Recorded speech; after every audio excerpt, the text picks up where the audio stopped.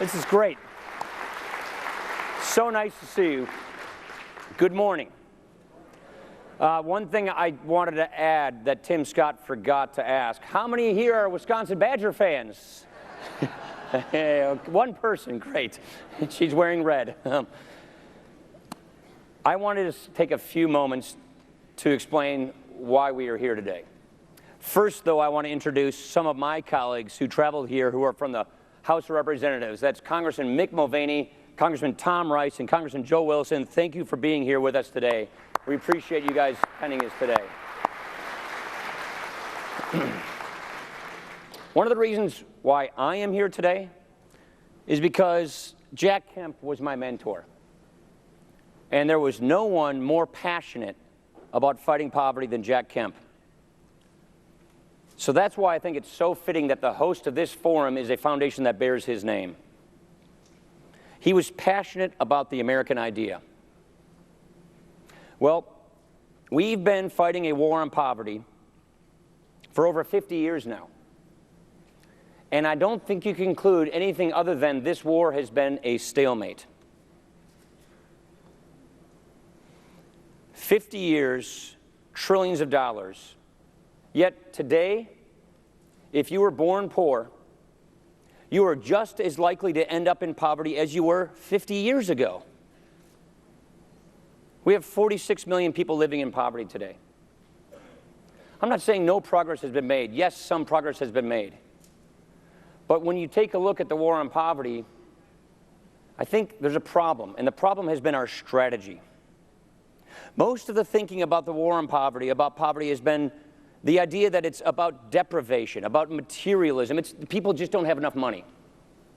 And so for the past 50 years, the government has created 80 different programs. We've treated poverty like they're potholes that need to be filled up and then move on. You have an empty wallet, you fill it, you move on. And so we've created all these programs for, education, energy, healthcare, you name it. And the catch is this. All of these programs stack up on top of each other with no coordination among them. And we now have a safety net that is designed to catch people falling into poverty, when what we really need is a safety net that is designed to help get people out of poverty. And so if you work a little bit, you lose a lot of benefits. And so we think we've been filling holes, but from the government standpoint, we've been actually building a trap. Make a little bit more, lose a ton, don't work. And so we need to rethink our approach. And this is where I think conservative principles are so sorely needed. This is where I think we can launch a conversation in this country about truly fixing this problem and opening up a renaissance. Stop measuring success in the war on poverty by measuring inputs, effort. How many programs are we creating? How much money are we spending? Measure success by outcomes, results. How many people are we actually getting out of poverty? Go after the root causes. Don't simply treat the symptoms. And what I know are two things. Number one, what I have learned, there are incredible people in this country doing this well, fighting poverty successfully. It's amazing. You will see some of it in these videos. I've learned from people just traveling the country that the ideas are out there. Because poverty isn't just about deprivation, it's about isolation.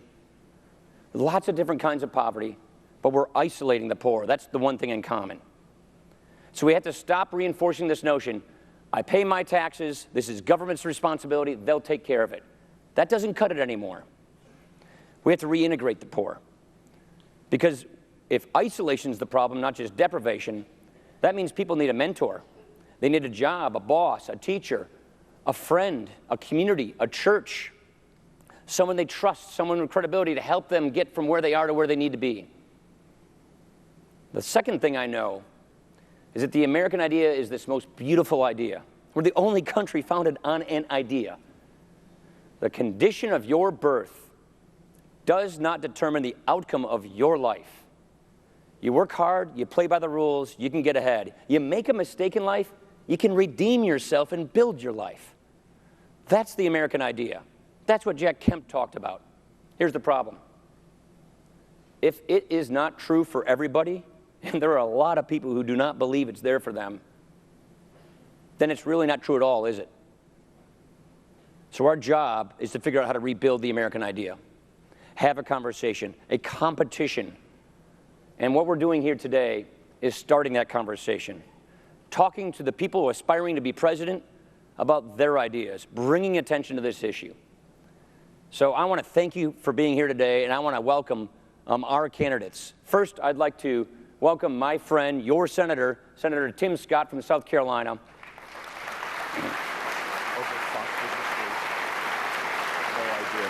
What polls are you? And please join me in welcoming from Florida, Governor Jeb Bush,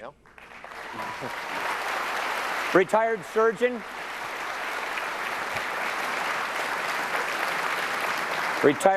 Ben Carson, and from New Jersey, Governor Christie. Hey, Paul, hey, how you doing? Good to see you, man. Thanks for doing this. Thanks for coming. Absolutely. Appreciate it. Hey, Good to see nice you. to meet you in All right, person. you too. Absolutely. Thank you. Hey, Paul, how you doing? Good How to are see you, you. buddy? Thanks for doing You this. guys are. Let's do a quick photo thing, I guess. Okay. They told us to line up for a photograph. Oh, okay. Nice crowd. All right, great. Thank you.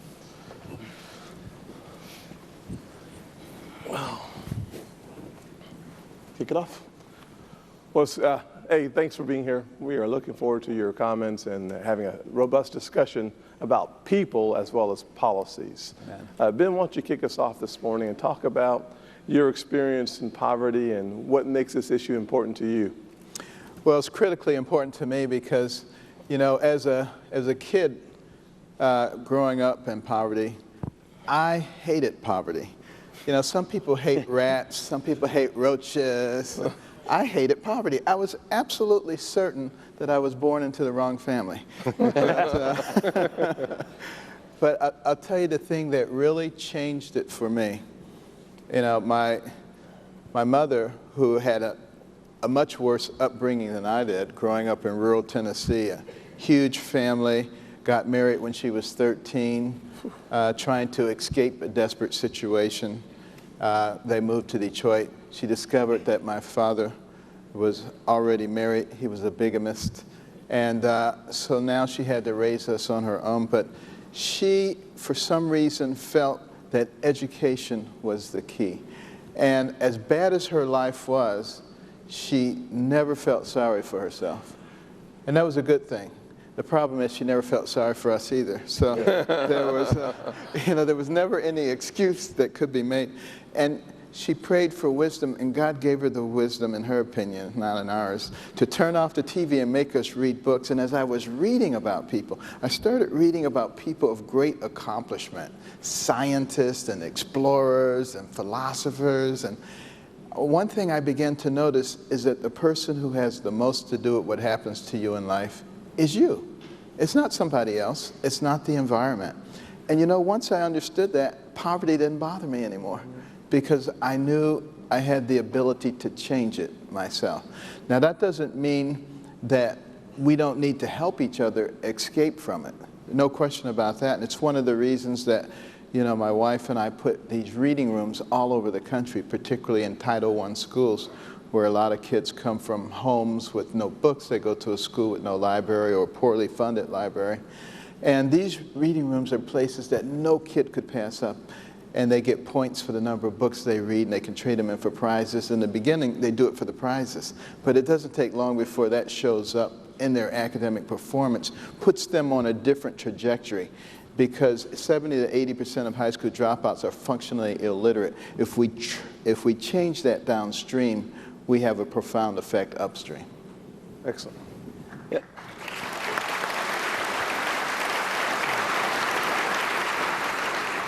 Governor Bush, let me ask you, I learned from my mentor, Jack Kemp, and from my other mentor, Bob Woodson, who we are hear from later today, that the only way to really know poverty is to try and walk it through people's footsteps, to learn from people struggling. You were the governor of Florida, a big, diverse state with lots of issues and challenges, and this is an issue you took on. How did you come into understanding this issue? How did you come in? What touched you to give you an appreciation for the problem of poverty. Well, Paul, excuse me, Mr. Speaker. Paul's good. Jeb? I haven't seen him since he's become Speaker. Congratulations. Thanks. The country's better off that you're the Speaker of this.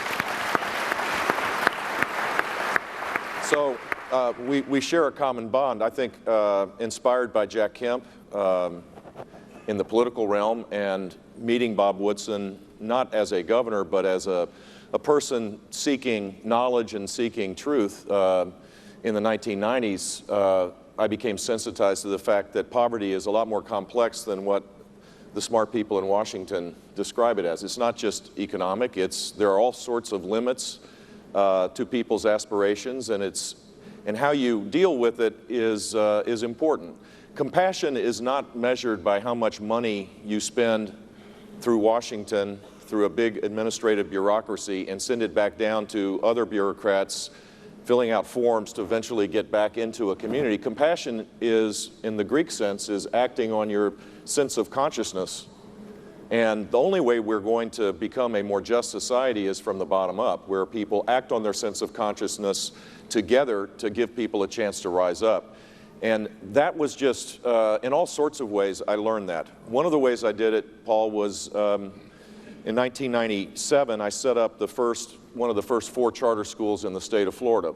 The law was passed in 1996. The foundation I was a part of helped lobby for that. And then with the Urban League of Greater Miami, I set up the Liberty City Charter School. And it was a phenomenal experience because this little school of 90 kids, K-3, just outside of Liberty City, we basically got the parents to create the culture of the school. What they wanted were kids with uniforms. They wanted to have a contract where every parent had to commit to a certain number of hours. They voluntarily wanted to see this happen. We had to fight the school district because they wanted corporal punishment. The school district thought, oh my God, no, you can't do that. Well, we actually, we got it. We got it done in a way that made sense because they wanted discipline, they wanted respect for the teachers, they wanted to be engaged, and it was an incredible experience. I'll never forget on the opening of the school, we were mopping the school and we were getting it all ready, and on a Saturday, we walked out about 5 o'clock, all the volunteers, and we didn't have a flagpole outside the school. So I learned how to set cement on Sunday with some friends, and on Monday morning when the school started, 90 kids outside in uniforms were saying the Pledge of Allegiance. It was a phenomenal experience for me. And I think it's important for all of us not to look at this just from a policy point of view. I'm a wonk. I mean, I believe in policy. I believe in ideas. I've unveiled a pretty detailed, serious plan as it relates to welfare reform. But more importantly, I think it's important to act on your sense of consciousness. Everybody should have the right to rise up in this country. No one should have limits on their aspirations. When we become a society where if you're born poor, you're stuck, and if you're wealthy, you're going to stay there, that's a society that will be in decline. That's right. Absolutely. That's right.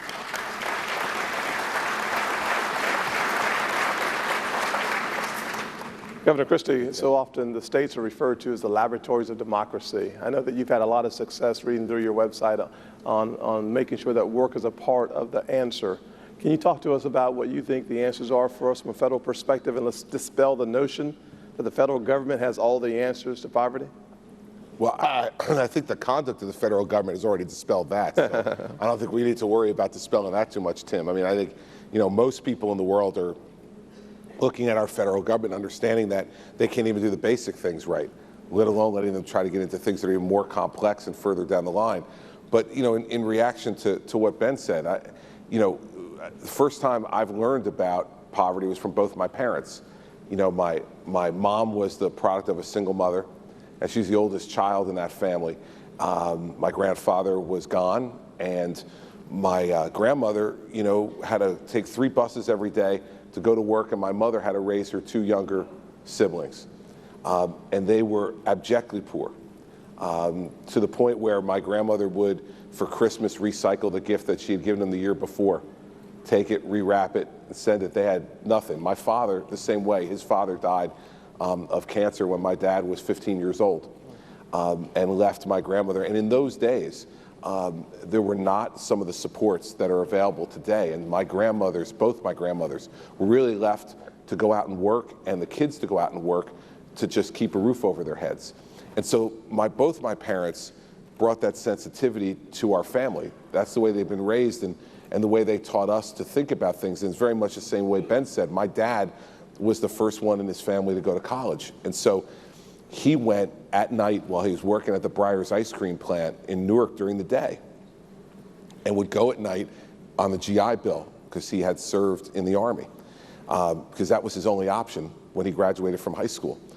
When your parents bring those sensitivities to you, no matter how much success they ultimately had, and my parents had some good success, my father did.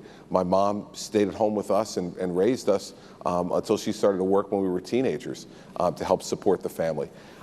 It helps you to understand everything that you see as a governor. You can see a reflection of yourself.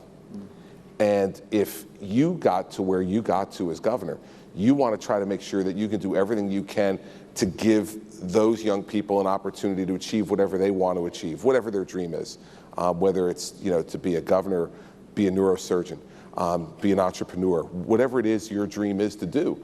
And so I think that the function of the states is to say, let's look at our individual communities. We get a chance to do that in a way the federal government just can't. It's too big, right? So I can go and say that the thing that we're doing in Camden, for instance, is setting up not only charter schools, but Renaissance schools.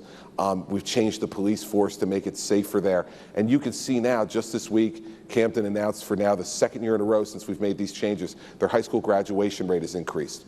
Well, that then helps to produce what Ben's talking about in his answer, which is if those kids are now graduating from high school, now they have a chance to achieve things educationally that they would never have had a chance to achieve before in Camden. But that's not the same solution for the city of Newark. Bigger city, more complex, more difficult. We have to get in there with different tools in Newark, but the state has the ability to pick and choose based upon the merits of what's going on. If you leave this to the federal government, they just cannot, they swing a meat axe rather than a scalpel on these issues. And I think one of the things that Jeb and I, I'm sure, certainly learned as governors is that we have the ability to really get in there and be able to pick and choose the right type of tools to use depending upon the challenge in the city. And I think that's why the federal government should be empowering the states much more than they are to make these choices. This president doesn't trust us. And it's not just me or Jeb or Scott Walker or anybody else he doesn't trust. He doesn't even trust Democratic governors to make these choices. He wants to make the choices. And that's a mistake. And it's not helping those who we're looking to lift up. Ben, if we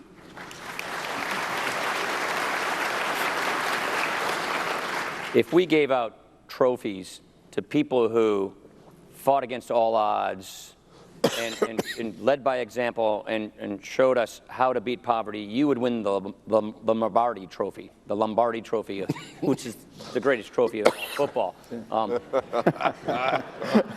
Really? Yeah, yes, it is. Glad to see your objectivity is right out there, Paul. Exactly. Right. You did it. I mean, you are a beautiful example of overcoming adversity and odds. Now, you're in this area where you're aspiring to be our president.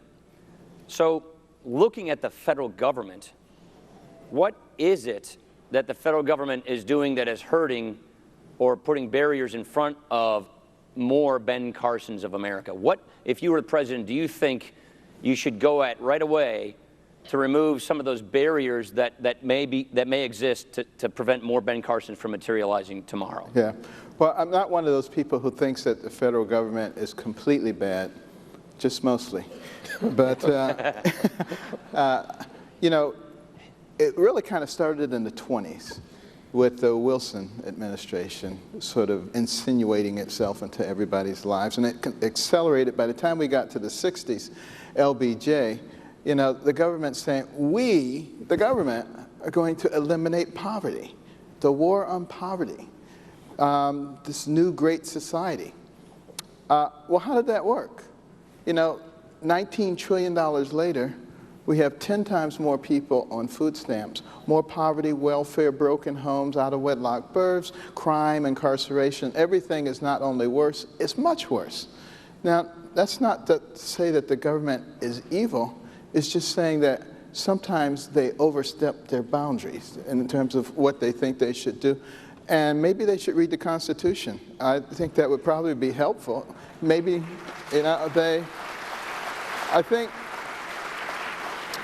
maybe they did read the Constitution. They read the preamble, and it talks about the duties of government, and it says to promote the general welfare. They probably thought that meant put everybody on welfare. But that's obviously, it means to create the right kind of atmosphere for people. And I believe that the real answer to poverty is not government, but the private sector. And that's the reason that, I've indicated that, one of the ways to jumpstart the private sector is to look at that more than $2.1 trillion that's overseas in terms of corporate money that's not being brought back because we have the highest corporate tax rates in the developed world. That is absolute craziness. And what I would suggest is a 6-month hiatus to allow that money to be repatriated with no taxes whatsoever. And in the process, just requiring that 10% of it be used in enterprise zones and to create jobs for people who are unemployed and on welfare. You want to talk about a stimulus. That would be the biggest stimulus since FDR's New Deal, and it wouldn't cost the taxpayers 1 penny. And that's low-hanging fruit. That's the kind of thing that we can do. And what happens is now the businesses, the corporations are starting to think once again about how do we invest in the people around us. We need to get business, industry, academia, Wall Street, churches, community groups, all involved in creating the right kind of atmosphere and helping people around them. I've been involved with a lot of nonprofits and particularly, Right to Life organizations who create these homes and atmospheres for women who've gotten pregnant. Because when a woman gets pregnant out of wedlock, particularly in the inner city, her education usually ends. That's the end of it right there. And that child is 4 times as likely to grow up in poverty and end up in the welfare system or the penal system, which is hurting us as a society. But they help that woman. They provide child care for her so that she can get her GED, she can get her associate's degree, she can get her bachelor's degree, she can learn to take care of herself, she can teach her child to take care of herself. That's how you break cycles of poverty. But that's done by us, that's not done by the government. And you can put people in those places, if they're not government organizations, who can teach and tell that young woman that you are worth something, that you don't have to give yourself away to the first guy who comes along talking about you have pretty eyes. And, that Jesus Christ died for you and that you're a worthy individual. You don't get to hear that when it's a government organization. Those are the kinds of things that will help us to build the fabric of our society once again. It's our duty. We are our brother's keepers.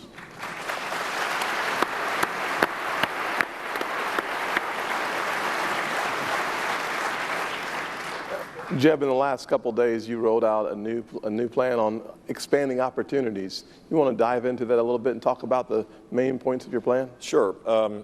First, I think what we ought to do is to not just talk about the laboratories of democracy, but mean it, do it. Create outcome measurements from the federal government, but don't create any kind of restrictions on how states go about dealing with this great challenge of the lack of upward mobility. Where people are stuck. They're stuck in poverty. And the notion of some that somehow they want to be there is just totally ridiculous. It is totally wrong. In fact, we'll never win elections if we send any kind of signal like that. We'll become a minority party. And I know people in this room don't believe that. So if you started with the premise that the states, if they got the chance to do it in their own unique ways, as Chris says, each community might have a different approach to this, block grant the 3 big programs, the TANF program, the food stamp program, and the housing assistance program to states. The state-federal relationship would be focused on outcomes. How many people are getting out of poverty, not how many people are staying in poverty. Right now, in effect, you measure the poverty programs by how many people are on the rolls, and they grow. And that's a measurement of success, sadly. We've got to turn that around. Secondly, we need to have one income eligibility requirement. Look, when I travel around, I see a lot of people who aren't receiving government assistance, but they're 1 paycheck away from a real disaster, or 2. In fact, a majority of Americans are 2 paychecks away from having a life-altering kind of circumstance. They're struggling. They're working as hard as they can. They may be working 2 jobs. They may be an intact family or not. It doesn't matter. The simple fact is there should be equity between people receiving government assistance and those that are striving to live an independent life. And so work needs to be the single biggest requirement. No more waivers, as this administration has done. There should be real work eligibility. And that means we have to transform our education and training programs, because right now we have a skills gap. It's great to give people a chance to get a job, but if they don't have the skills to get a job, then that's the first step. And all of our workforce programs, I think, need to be revamped, and certainly our education systems as well. Imagine a system where you were starting from scratch, not the one we have today. If you had the same amount of money, but if you could deliver these programs to help people get out of poverty in a different way. You would reward marriage, not penalize it. You would reward work, so that as you worked, you wouldn't have a marginal tax rate effectively that is the highest of any tax bracket. And you would promote in a dramatically different fashion education, so that more and more of our young people were college and or career ready, because only about 1/3 of them are. It's shameful. And training programs so that you customize it so people have the skills to be able to pursue their dreams. Those 3 things, plus strong communities, which Bob Woodson and Paul Ryan have talked about eloquently in their works in the last years, that's what we need to do. Shift all of this back to communities and allow those 4 pillars for a successful, upwardly mobile society to take hold. Radically different education system, a focus on work, a focus on marriage, because that is important, and then having an education system that allows people to rise up. We can make this happen, particularly when we have a president that's committed to it, because the good news, unfortunately, is that the old way has failed. It's easier to make this case, I think, because the systems now, people know it. People know that this has failed. Look at the number of people that are completely dependent upon government today and have no hope. They cannot live lives of purpose and meaning, and they're creating strains for their families and themselves that is unjustified to live in this great country of ours. Absolutely.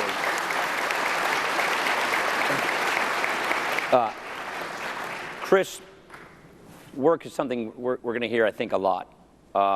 You made work supports an important part of your agenda as New Jersey governor. For instance, you increased your state earned income tax credit.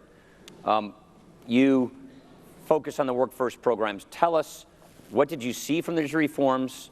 How have you been able to measure those successes? And how would you try to translate that policy at the federal level? Yeah, well, we doubled the earned income tax credit in New Jersey, and the reason we did it is because we have to do more than just talk about work. We have to really reward the people who are out there doing it. And as the economy in New Jersey got better and more jobs were available, especially in the private sector, we wanted to continue to encourage people to make that transition that Jeb was talking about in his answer, that if you give people this kind of Hobson's choice of, I can make more by sitting at home on the couch than I could if I go to work. Yeah. I mean, that's what a lot of people are facing right now. And I had individual citizens in my state say to me, you know, it don't make any sense for me and my family. If I went and took a job, I'd actually make less than I'm making right now when you put all the programs together that they were receiving. So doubling the earned income tax credit, I think, was one of our answers to that. Now, how does increasing the EITC help address that specifically? I don't think everybody knows that. Sure. Well, it is essentially a refundable tax credit, meaning that when you go to work, even if you're not paying income taxes in New Jersey because your threshold is too low to pay, we're going to give you a check back based upon the fact that you are earning your income. And you're going to get a check that helps to supplement your income from the government. But it's based upon the fact that you're working. You're earning your income. Because the gap that exists, and I hear people complain about this all the time, but don't necessarily articulate it completely. They say, well, people are on their couches and they're not working and we've got to change the system. You're right, except that for some of those folks, they're confronted with the ugly truth that if they did get off their couch and went to work, they'd make less. That's the key of the EITC, right? It Exactly. actually makes work pay. Right. Because in some cases, without it, a person will actually lose benefits, lose materially if they go take the job, and the EITC helps reduce that problem. Is that basically That's it? exactly right, and that's why doubling the EITC made so much sense in our state. And remember, our state is a very high-cost state as well. In the New York, New Jersey metropolitan area, it is a high-cost state to live in. Everything is a bit more expensive than it is in other parts of the country. So, to be able to do that, this gap grows even wider in a state like mine. One of the things that we didn't talk about, too, that I think is a barrier to this that we have to address that the federal government, I think, is doing the wrong way, is dealing with drug addiction. Because drug addiction is a huge part of this debilitating cycle. Is that when folks lose hope, as Jeb talked about in his answer, a lot of them turn out of desperation to drugs. And then what we have is a situation where incarceration goes even higher. Because of the policies of the federal government right now, incarceration goes higher. And so that's why in New Jersey, one of the things that we did was I advocated for and signed a law that said if you're a first-time, nonviolent, non-dealing drug offender, you don't go to prison anymore. You go to mandatory inpatient drug treatment because this is a disease. And if we continue to treat it as a way that where if you're not a violent person, you're not dealing this poison in our neighborhoods and making a profit off it, you're an addict. If we're putting those people in jail and then we're not giving them treatment, and then we release them from jail, and we wonder why they continue to go back to crime, don't get a job, don't support their families, don't play a role in raising their children. Well, of course they don't, because they're suffering from a disease that doesn't permit them to do any of that. And so I believe the federal government has to change its policies towards this. It has not worked. It was a noble try. It's been 30 years or so of a war on drugs that has been focused on incarceration and enforcement. There are always going to be jail cells, if I'm president, for folks who are dealing drugs and committing violent acts. There'll always be jail cells for them. But we need to get some of the people who are just addicts and diseased out of those jail cells, give them treatment, because you can't get to work if you can't get out of bed in the morning. You can't get to work if you're high on heroin or cocaine. No one's going to hire you. And so it's one of those barriers, when you talk about the barriers, and our policies in the federal government are doing nothing to deal with the real problem that we have, which is people can be treated. This is a disease. We can make people better. And when we do that, we do what Ben was talking about, which is to rebuild families. When a father or a mother, a son or a daughter, a sister or a brother comes back into a family healthy, you can't calculate the positive effect that has on a family and a community. And we need to do more of that, and that's one of the barriers to getting out of poverty that people don't talk about as much, but we need to talk about more and empower the states to treat people, not incarcerate people. Paul, can I add? Yeah. It's an important point. 50% of, in our federal system, 50% of the people incarcerated are there for drug-related offenses, not the dealing, but the use. 50%. Now, and I don't know what it is in New Jersey and Florida, I think it's like 20%. I think there needs to be reform, sentencing guideline reform in the federal government. This is a place where conservatives and the president agree. The president's impulse, though, is to use the clemency process rather than engage with the speaker and the majority leader to deal with something I think there's broad consensus on. The other thing that's important is also to give people second chances. If you believe that marriage is important in this, and it is, and if you believe that work's important, then if you have a record, you can't get a job. And you're not going to be, and increasingly men are becoming obsolete in lower income communities, and we need to make sure that they're empowered to be able to do their job. So I think withholding adjudication as part of the element of getting drug treatment is a key element of this, that if you're on the road to recovery, your crime, whatever it was, would be wiped out, so that and the employment reforms that some of the large corporations are looking at, or other elements, we need to make sure that people can have access to the opportunities that exist, because right now they're kind of pushed aside. The other thing on the earned income tax credit, if you're 21 to 25, a single filer, you can't get it. And I think that's another place where the first rung of the ladder needs to be focused on. Our proposal includes the earned income tax credit for them and doubling it for all single filers. Back to this notion that you just got to get men engaged in the workforce again, because you cannot have a society where they're obsolete. We see it play out. We see the criminal justice system be overwhelmed. And this is a place, I think, where there's common ground on left and right, and I hope you guys find ways to actually get the president to do his job. Right, absolutely. I'm going to quick response on I think there's a common misperception that the EITC, the Earned Income Tax Credit, is part of welfare or is welfare. It's actually not. It's an old Milton Friedman idea that he came up with called the negative income tax, which is sort of the anti-welfare. The problem at the federal level is there's so much fraud in the program. Yeah. So we have to get better tools to go after the fraud, and we have to make it more of something that you see in your paycheck, that you see, because at the federal level, it's a lump sum at the end of the year. So you don't see the feel of, oh, this makes sense to work. I am not losing by going and taking this job. So I think there's a lot of reform at the federal level that can get it back to this great conservative idea, which is work pays, welfare is temporary, and I want to get myself up and out of. And Paul, one of the things we did in New Jersey as a part of the deal of doubling the EITC was to empower the state treasurer to do a significant fraud investigation on the EITC program in New Jersey. And we eliminated a good amount of the fraud and made examples of some of those folks who were doing it. That helps to reinforce everybody's confidence in the program. So part of the deal that we made with the Democratic legislature was, we will agree to double the EITC, but you need to agree to empower the state treasurer to make sure that they can conduct the kind of investigations that gives the public credit and confidence. Credit for the fact that they're willing to step up and help folks move up and credit work, but also confidence that we're not just throwing the money in the fireplace, which is not a lot better than minimum wage raising. Absolutely. Yeah.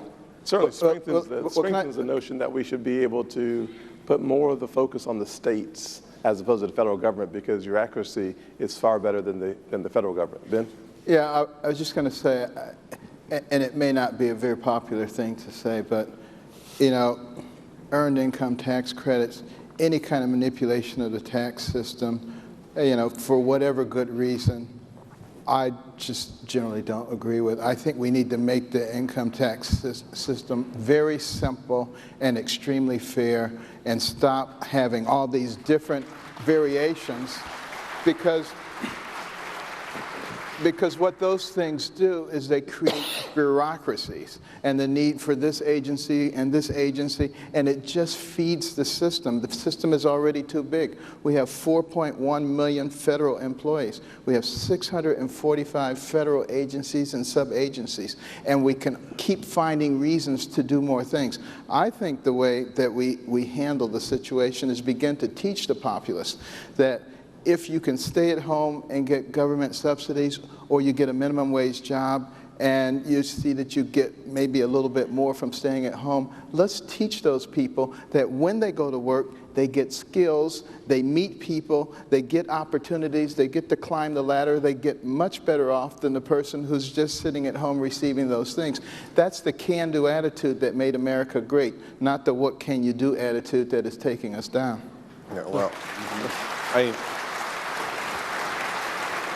I'm all for the President of the United States making those statements and encouraging work, and making work something that's more than just a paycheck that you get, but the intrinsic value for the soul that work brings to you every day. But the practical fact of the matter is, when you actually look at the way these programs work and are responsible for administering them, is that people are not making that choice. And a president's rhetoric is not going to make it so that somebody is going to lose their apartment because they go off support to go and take a minimum wage job. That person's not going to make that decision. No matter how much the president tells them that there's value in work and you can go up the ladder, and they say, yeah, but I'm losing my apartment. So I'm not going to do that because I'm not going to put my children on the street. So we need to be practical about, and Jeb said this before, if we were starting from the beginning and we had nothing underneath us and no history, we could do things a lot differently. But we have to be practical about this in this respect. If we're going to say we're not going to give people that choice, and we're just going to speak to them about it to try to convince them, then the problem becomes they're not going to make a choice. And we're not going to change what's happening in this country. And so I'm not saying that every one of these programs, whether it's EITC or others, are perfect. EITC doesn't create any more bureaucracy. EITC is embedded in what is already in our tax code and our tax system in New Jersey. The bigger problem is we've got to figure out a way to reverse what this president has done over the last 7 years, which is to make people more comfortable with dependence. That's right. We need to let them have the reason to get off of that dependence and not have to give up their home and put their children on the street in return for that. So the poverty, yeah. Oh, go ahead. Yeah. Ben, let's stay on the topic of taxes for a little while. You talked about repatriation, the ability to bring home $2 trillion, creates millions of jobs, I'm sure. You think about repatriation, and you add on top of that the fact that corporate inversions have been happening at the fastest pace we've seen in recent history. One of the ways that we can impact that corporate inversion, from my perspective, is not trying to penalize those companies that are trying to leave, but lower the tax rate. Correct. You've come out recently with a plan to do that. Why don't you talk about that plan? Yeah, well, you know, why does Congress have the ability to impose taxes? Let's go back to history, and we see the reason was to be able to run the government.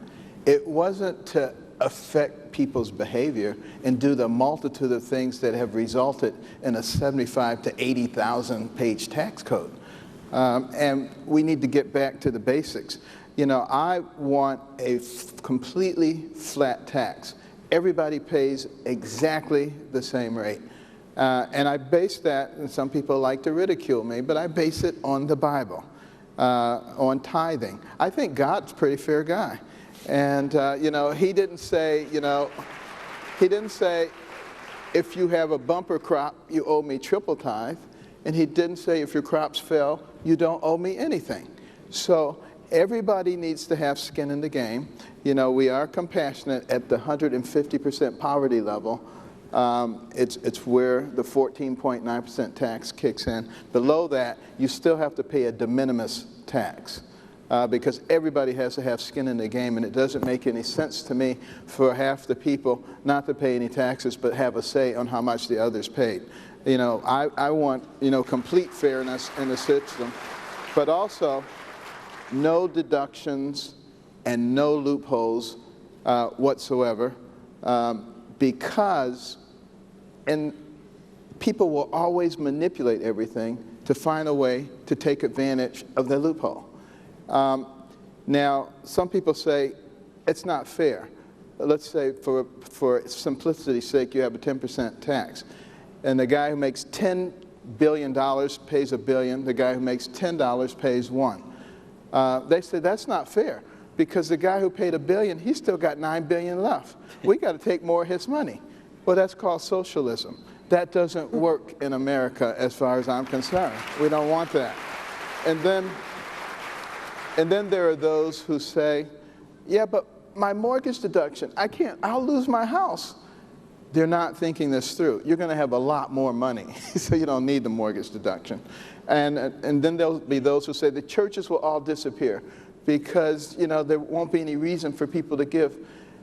Newsflash. Before 1913, when the federal income tax was imposed, there were lots of churches. There were lots of charities all over our country because the American people are the most generous and charitable people on the face of the earth. And we don't need an incentive like that in order to be charitable to our fellow man. You know, you think about what happened as this country was growing and developing.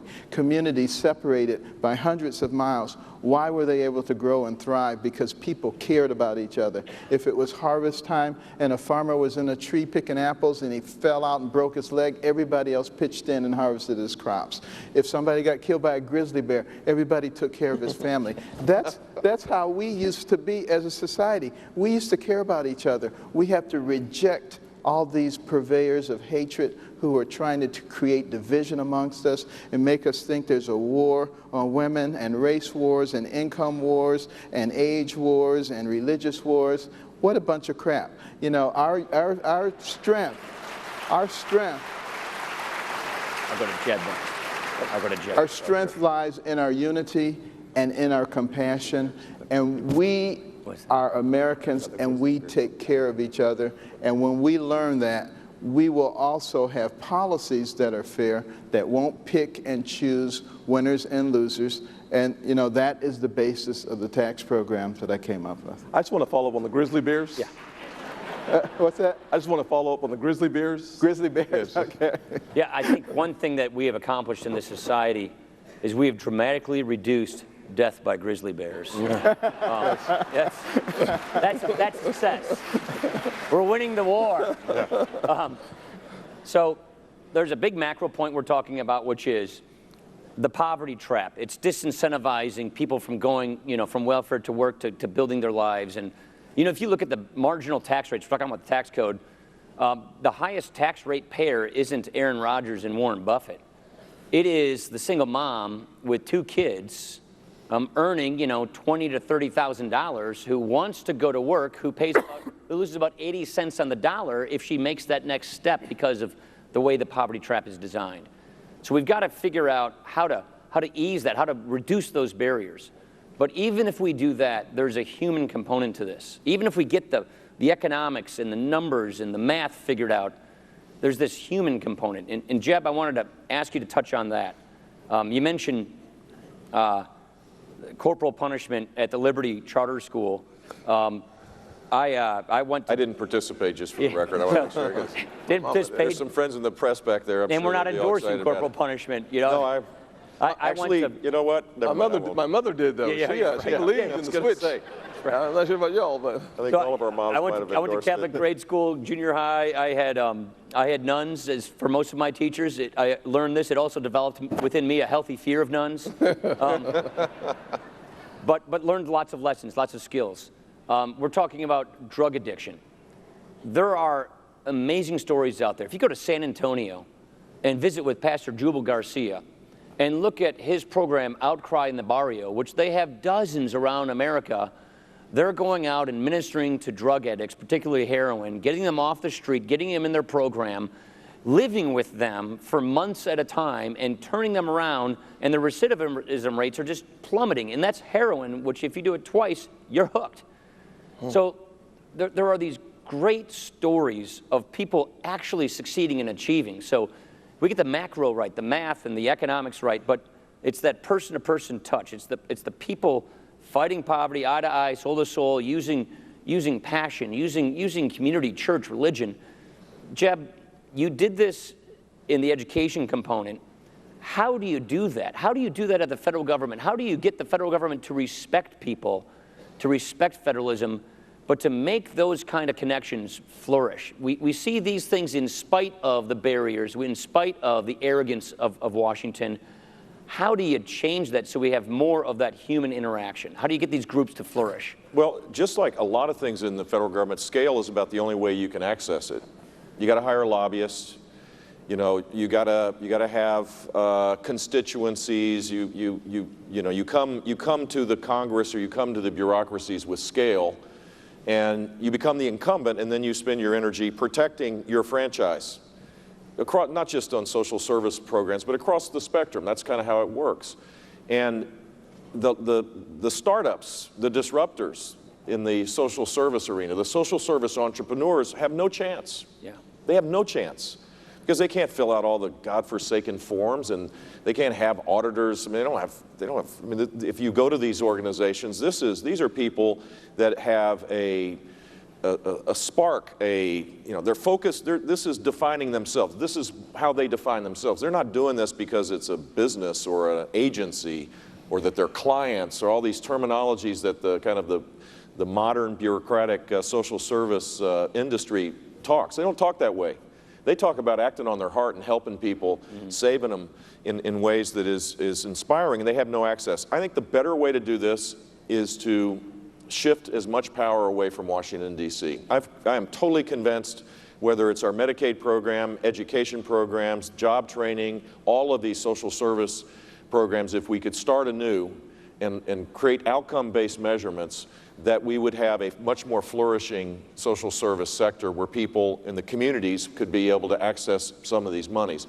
The other thing that I would think is important is when my brother became president, he set up the faith-based initiative.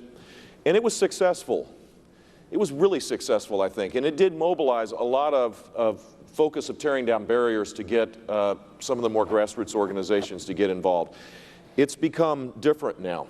It exists, but it's not the same. And I think restoring kind of the bottom-up approach as it relates to faith and community-based organizations to create a place where they can ease their access into some of the monies would be important as well.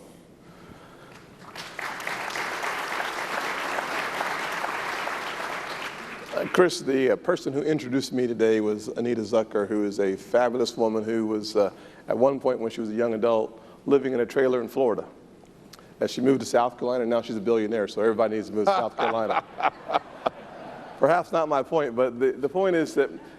Yeah, that is your point. All politics is local, Tim. Exactly. Let me get to a question, however. Yeah. The fact is that her success, as listening to her over the last 25 years, entrepreneurship, the ability to create and to innovate is so powerful for those of us who have been mired in poverty, looking for a way out. We look for access to credit, access to capital.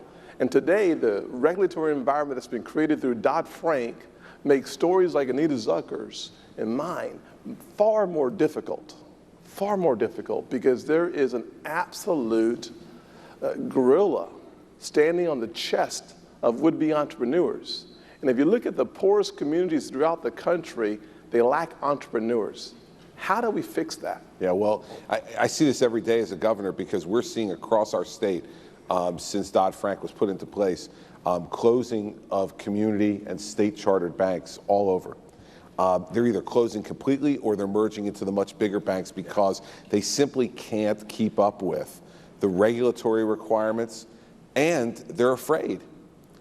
They're afraid now that if they make a loan, if they take a risk that doesn't go well, that the regulators are going to come in and fine them, penalize them, audit them, and bankrupt them with hiring accountants and auditors and lawyers to try to defend them against the federal government. And so, you know, what they did in Dodd-Frank, again, it's kind of what I said before, it's the federal government sees a problem, they react emotionally because they want to get on TV, and then they take a meat axe to something that they don't even begin to understand or care, quite frankly, what the collateral damage is going to be. The collateral damage has been to entrepreneurs like you're talking about, to businesses that have already started, that are in little communities all over this country who say they're having some success. And so they want to hire some more employees. They want to open up a second shop. And they need credit. They're not going to Citibank or JP Morgan or Wells Fargo to get it. They're not going to, the loans are not big enough and they're not stable enough to be able to get those places to give them the money. This is when you go to the guy or woman down the street who runs the community bank, who knows you, who frequents your shop. They like what you do, and they're willing to take a risk on you. That's the way it used to be. But the way it is now, because the federal government got involved in this, is that community banker, more times than not, if they're still there, they say to the entrepreneur, listen, I'd love to help you, but I got these auditors and these new regulations and these new requirements, and you just don't meet all of them. So I wish you the best of luck. I mean, this is one of those either cynical and understood collateral damages that happened from Dodd-Frank, or the fact that they just didn't even read the bill, probably, for many of them who voted for it, and didn't understand what it was going to do. And so as president, I think the next president has to look at this and say, listen, for these big banks, these too big to fail banks that have, you know, hundreds of billions of dollars in assets, they can comply with some of this regulation. And they, by the way, were the ones who created the problem in 2008, along with Fannie Mae and Freddie Mac, that really crippled our economy. But not the small.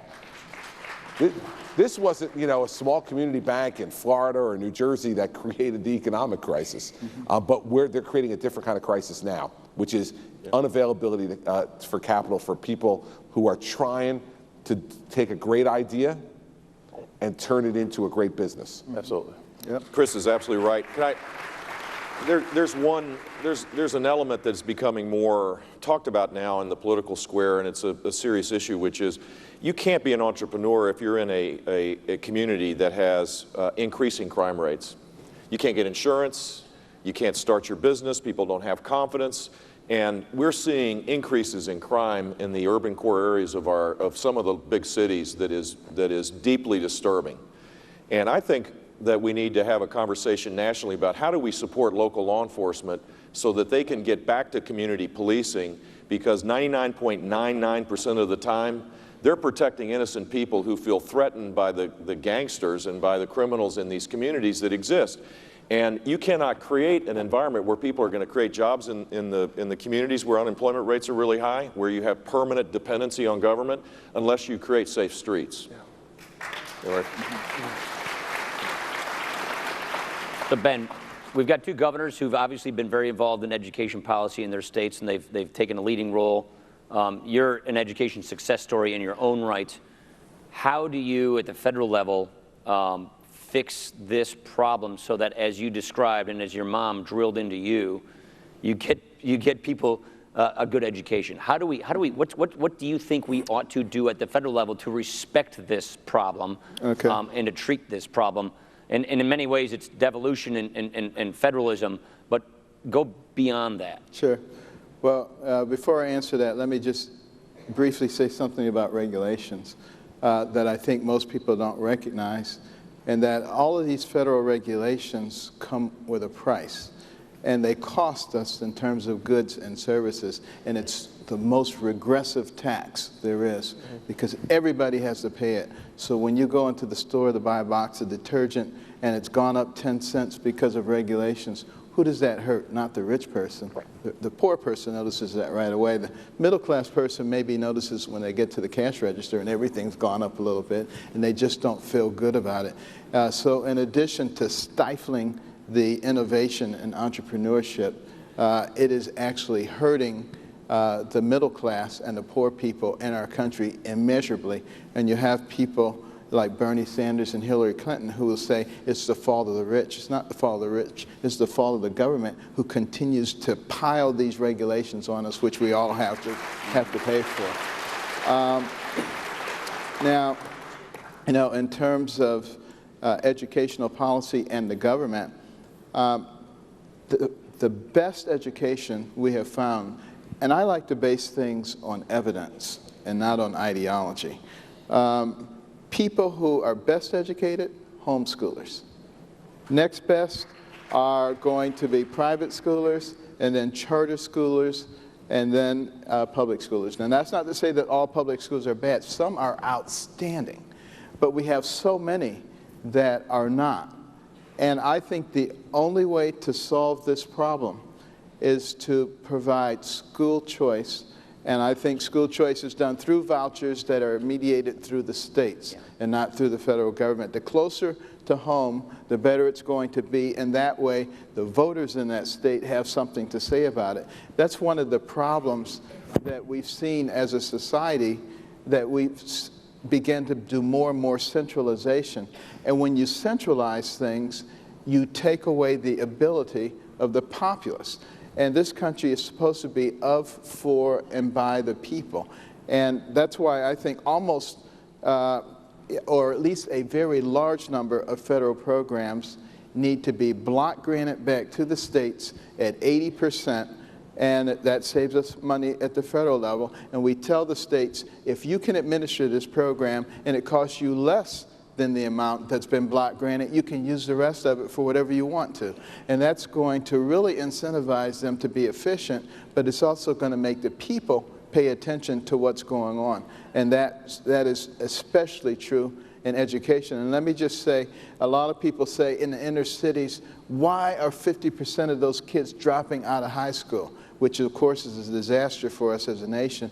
Well, those kids are observant. And they look around and they say, I'm not getting educated anyway. I may as well be out there. Those are situations that we have to avoid. We only have 330 million people. We have to compete with China with 1.4 billion, India with 1.1 billion. We have to develop all of our people. And for every one of those kids we can keep from going down that path of self-destruction, that's one less person we have to be afraid of, protect our families from, one less person we have to pay for in the penal system or the welfare system, one more tax-paying, productive member of society who may discover a new energy source or the cure for cancer. We can't afford to throw any of our people away. Yeah.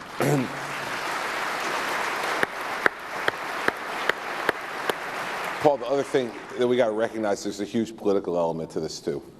The single most destructive force for public education in this country is the teachers' union. It is the single most destructive force. I will tell you what happened in my state. We got a lot of reforms done We reformed teacher tenure in New Jersey between 2010 and 2013. We set up a public school choice program. We increased our charters to the largest number we've had in the history of New Jersey. And here's what happened. It was incredibly popular with people, and people really enjoyed it. And the teachers union felt incredibly threatened. And so what did they do? They gave $20 million to the legislative Democrats in my state in the year that I was running for re-election, because they were concerned that I was going to win by so much that they might lose the legislature. They gave them $20 million. The day after, I was re-elected with 61% of the vote, and we made no gains in the state legislature because of that $20 million that was spent on behalf of legislative Democrats. The legislative leaders came in to me, the Democrats, and said to me, listen, by the way, just so you know, congratulations, great win, no more education reform for your second term. We took the money from them, and the promise was we wouldn't do anything. In New Jersey alone, the teachers union has 200,000 members, and they collect mandatory dues of $730 per person per year.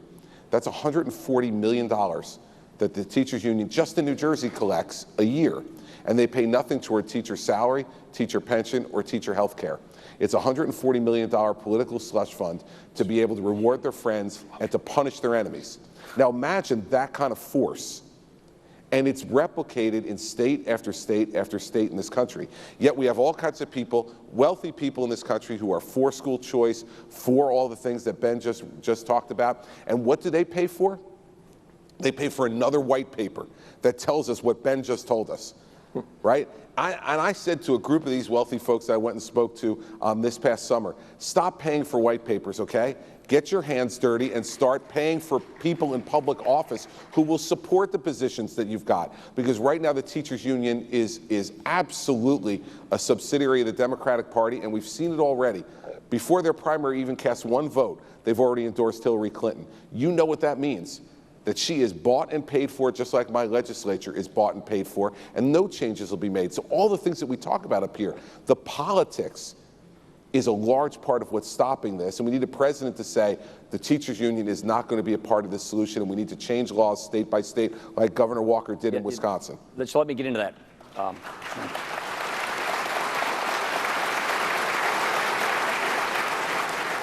We had 2 recall elections in Wisconsin. When those reforms, which went to paycheck protection and those issues, they tried to recall our legislature, they failed, then they tried to recall our governor, and they failed. They tried to take over the Supreme Court, and they failed. So we've had these fights as well at Wisconsin. So we've seen these fights play out at the state level. And Jeb, I know you had a similar fight with the teacher union. My friend Bob Woodson, and my guess is he'll say this later, he calls sort of the status quo in the poverty space the poverty industrial complex. It's sort of another way of saying there's this entrenched special interest at the national level that is there to just protect the status quo. We've got 80 different programs with this huge budget, and they fund the status quo. They fund the interest groups. They fund doing the same thing over and over and over, and then we'll get the predictable results, which is why the war on poverty is clearly a stalemate. So you've taken on these fights at your state level. How do you take this fight on at the national level? How do you challenge these complexes? How do you challenge these interest groups and succeed at the national level? Jeb? I don't think we should try to do it in the national level and on education. No, but how do you break it down? You break it down by having a president working with a reform-minded speaker, convincing the Senate to get going. To say, look, if a state wants to take its early childhood education plan, Florida has the largest voucher program for 4-year-olds in the country. 140,000 kids go to private schools for a half-day program. And it helps us with our early literacy efforts. We've had the greatest gains in learning for the little guys in the country. We started at a really low base. Hispanic, African-American kids are in the top 5. Learning disabled kids, low-income kids are all in the top 5 based on the nation's report card. If the state of Florida wanted to expand its 4-year-old program, collapse all this money, give it to the state, and hold us to account for better outcomes. You eliminate the infrastructure around all this money that does fight to keep the system in place. I mean, Head Start is an $8,000 a year per kid number. Well, maybe in Florida we have better outcomes with lower cost, and maybe we should be able to have that power. And by the way, along the way, we're also empowering church-based organizations because it's an essential element of their mission now. A lot of the faith-based organizations are providing the service. What's wrong with that? Why would we always assume that it has to be this top-down driven approach? On the Title I money, is it essential to have this bureaucracy around Title I money? I don't know how it is, Chris, in New Jersey, but 80% of the bureaucrats in the Department of Education in Tallahassee were there to fill out the forms for 10% of the money that goes to education, which is the federal government's Title I monies, the IDEA monies, whatever it is. I mean, this is a joke. We're not improving education because we have bureaucrats on one side filling out forms for bureaucrats on the other side with no outcome measures, and no one seems to care if kids aren't learning because they're not. Flip this around on its head and focus on getting learning gains. Education should be about children learning, not about the economic interests of the adults. And so let states do it. Not every state would. In case of places you may have entrenched interests that win the day. California won't be the first place where this will happen. But I can promise you that it would happen. It could happen here in South Carolina. Absolutely. And it could happen in Florida. It could happen in a lot of other places. And when it happens there, then it becomes an example for other people to follow. This is where conservative principles make a difference. This is where conservative principles applied to this problem make a major difference, which is it's a constitutional, it's federalism, it's local control, and those big ideas. But at the end of the day, what ends up happening in these debates at the federal level is the left says, oh, block grants mean you just don't care. Block grants mean you're not, prioritizing it. So they kind of say that if you don't make this a national priority, a federal program with a federal agency, then you really just don't care. That is that mindset has given us these results we have today. So breaking that up, and block grants means you actually care so much that you want to empower people who are on the ground fighting the problem and giving them the tools they need to actually solve these problems because they screwed it up at the federal level. How does contributing money to the problem from the federal level indicate not caring? I mean, this is what Ben said before. This is about folks in the federal government who have a philosophy that is, they get to pick the winners and losers. They care less about success. I'll give you a perfect example of this in New Jersey. I proposed to eliminate the corporate business tax completely in New Jersey. The Democrats came back to me with a tax credit type program. And I said to them, they kept increasing the tax credit program for job creation. And I said to them, all you're doing is eliminating the corporate tax through the back door, because the more of these credits, the less corporate tax we're going to bring in. And one of the leaders of the legislature looked at me and said, yeah, but then we get to decide who gets the money. I mean, that is, I'm telling you, that's the philosophy. You know it, Paul. That's the difference. It's not about who cares more, who doesn't. It's that they want to decide who gets what. Absolutely. And our view is we just want it to be successful. And I don't care who's successful. I don't care whether it's someone who I've never met before in my life or someone who I have. I don't care whether it's someone that I like or someone I don't like. I want great ideas and work ethic to be rewarded in this country again, not have people in Washington picking winners and losers, and that's the underpinning of that philosophy, no doubt in my mind about it. And the unfortunate reality of it, those folks in Washington,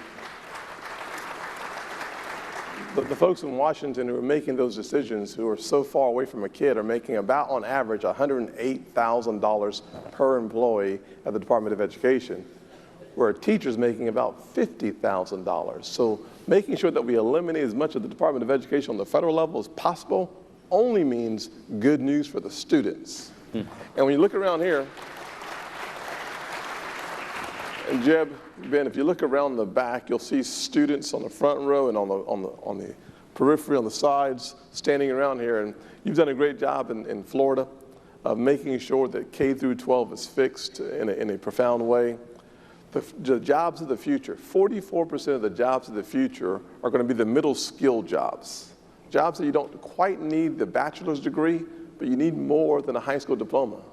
Why don't you guys have a conversation about how we make sure that those jobs are filled by our kids? Well, when I was in high school, they used to have vocational education where you could learn, how to become an electrician, a plumber. You could learn welding. I was recently talking to a CEO of a big company, and he says, I can't find any welders. Yeah. He says, I would gladly pay an apprentice welder $80,000 a year. You're not going to get that coming out of college in many cases. And I think we need to recognize that there are a whole multitude of different talents and skills that are important to make a society work. And, you know, you don't have to be a neurosurgeon. You could be a plumber. In fact, have you heard about the plumber? The neurosurgeon had some plumbing work done, and the plumber gave him the bill, and it was $2,700. And he said, $2,700? I don't get that for a procedure, and I'm a neurosurgeon. And the plumber said, I didn't get that when I was a neurosurgeon either.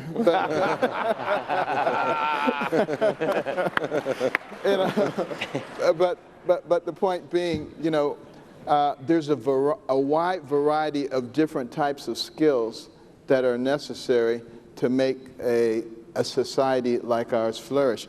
We also need to be thinking about innovation in education.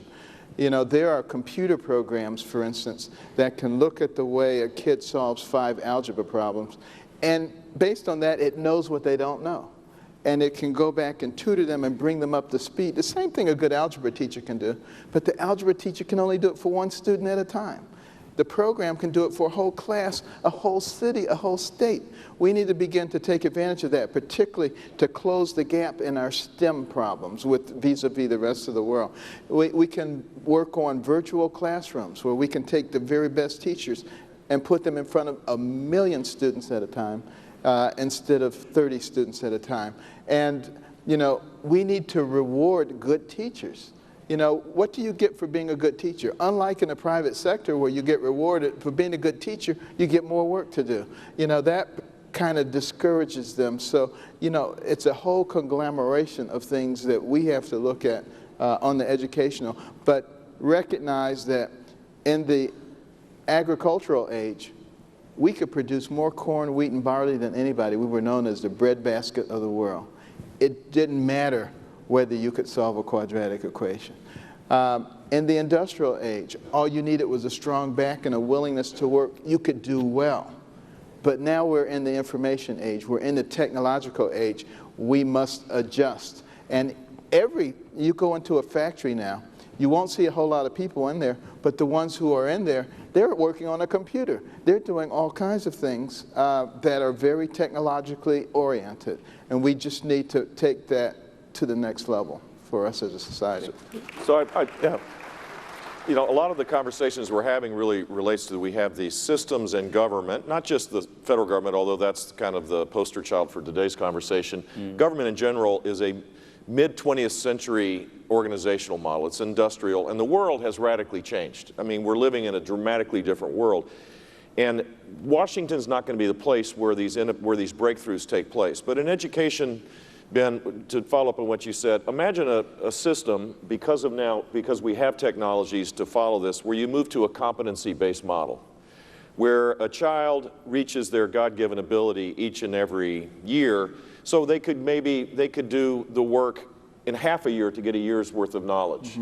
They could get an AA degree or an AS degree by graduating from high school. We're holding kids back because we have a funding model that was based in the 1950s or even earlier, based on little butts in a seat. 180 days, you basically breathe in and out, and you're going to get the money. The system kind of is rewarded for that, and that doesn't have anything to do with learning. If you had a system where you reward improvement, where kids that struggle are not just pushed back, they have to master the material, and kids that can excel can do it faster, you would deal with this learning gap that is one of the great challenges for kids stuck in poverty. You would do it at a far faster rate. So how do we do it? Well, you're not going to do it from Washington, because 10% of the education dollars come from Washington. You've got to liberate. You've got to have courageous politicians that take on these very powerful economic interests of the adults, and then the federal government should reward them. We shouldn't just fund the beast. We ought to be funding people that have the strength and character to take on these obsolete systems, to liberate teachers to be able to do what they can do. And harnessing technology is a key element of that. Yep. It could be done, but it's not going to happen unless state legislatures across this state do it. You're not going to get it from Washington. A focus on outcome-based. Yeah. Completely. And think about, building off what Jeb said, I think about how obsolete our entire system is. and how it's the same as it was in the 19th century. We got rows of desks facing forward, one person standing in front of a black or a white board, talking to them for 180 days, when we used to have to get those kids out of school to go and tend the fields based on the agrarian calendar. Yet the rest of the world is spending much more time in school than our kids are. Longer school days and longer school years. We need to go to that kind of model. And we also need to use technology much differently, as Ben talked about. I mean, think about all of us now in the age of smartphones and iPads and all the rest. Our children think differently. They don't just learn differently, they think differently. When any of us have a problem, if you're going to be really honest, when any of adults have problems with their smartphone, you hand it to your 13-year-old child. That's what I do. I mean, I hand my phone to Bridget when I can't figure it out, and Bridget's 12 years old, and she hits a couple of buttons, and all of a sudden gives back, here you go, Dad, it's done. You know, their minds work differently. They've been exposed to something that me and Jeb and Ben were never exposed to at their age because the technology didn't exist. So why not use the advantage that we now get from that? Why are kids still carrying around, you know, 40-pound backpacks on their back? I see it with my kids every morning when I take them to school.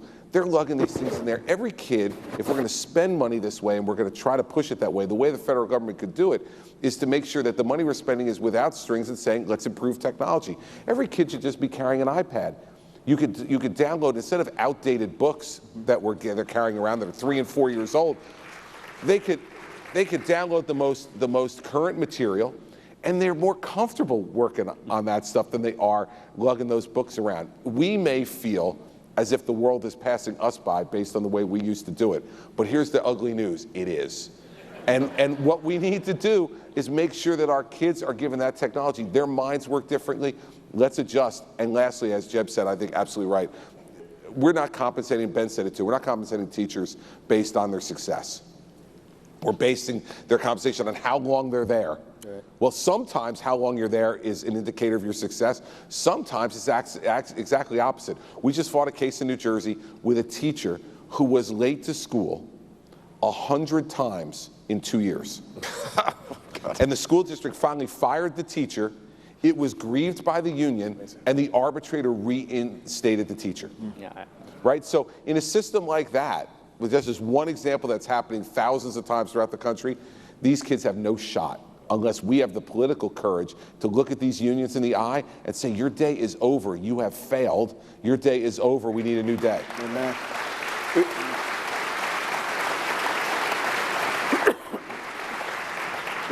We're down to our last 3 minutes in this panel. It's time for us to wrap it up. How do we reset the expectations of the American people to look to conservatives for solving the problem of poverty? Without any question, we've heard some really good ideas that will work anywhere, at any time, in every place in America. How do we make sure that that happens? How's that paradigm shift going to happen? A minute each. I think we have to be willing to go into the den of the lion. You know, last spring when I went to the National Action Network of Al Sharpton, everybody thought I was nuts. But the How fact— is Al doing? Indeed. But, you know, when I started talking to people about empowerment, turning your own dollars over to create wealth, about the effects of out-of-wedlock births, about, you know, what education does, about the many contributions that black people had made to America. I ended up with Elijah McCoy, who invented the automatic lubrication system for locomotive engines. And he had so many inventions, people would say, is that a McCoy? Is that the real McCoy? By the time I got finished, standing ovation, they all wanted pictures. I went to NALIO, 10 seconds. National Association of Latino Affected. And the point being, when we go there and we talk about what we believe, they actually resonate with it, and we have to stop having this phobia. We have much better policies than the Democrats do, who keep them. Jeb? You gotta go sell it. The good news is we have a huge opportunity here because the president's policies have failed. The social system has been torn asunder, and now we have to act. And our ideas are the best ideas. And I would follow the Ryan model. Go listen first. Go learn. Develop the policies from the bottom up. And once you listen and learn, then you have a chance to lead and go persuade people that there's a better way, because people know what we have today has failed. And I think that's the better way of going. Excellent. Chris? Yep.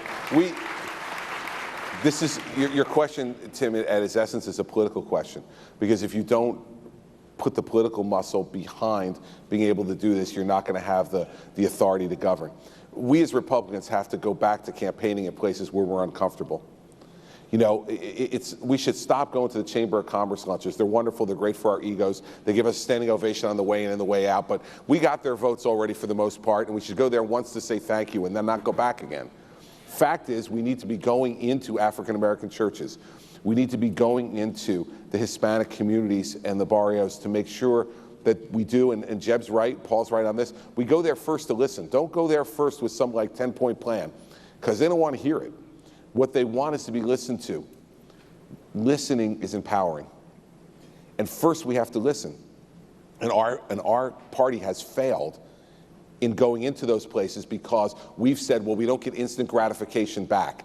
So therefore, why go there? And we narrow our sights on what we can do and how we can build this party. The fact is, these folks in every neighborhood in this country know that we're troubled, and they want to hear from everybody. And we need to go there, show up, and campaign in places where we're uncomfortable. Then we'll get the political authority to be able to make the changes all three of us have talked about. Let's hear it for Jeb Bush, Ben Carson, and Chris Christie. Thank you, Doctor. Hey, All right. Thank you, Chris. Thanks for being here. Thanks for coming. Thanks for making the trip. This is Absolutely. great. Hey, Thanks, Paul. nice to meet you in person. Finally, yeah. Very good. Nice. Thank Thanks you. for making the trip. Keep up the good work. Hey, Tim, always good to see you. Thanks for coming. Thanks for having us. Doing good? Good measure. I think so. I'm down in Las Vegas. Good to see you again soon. You did a good job. Take care.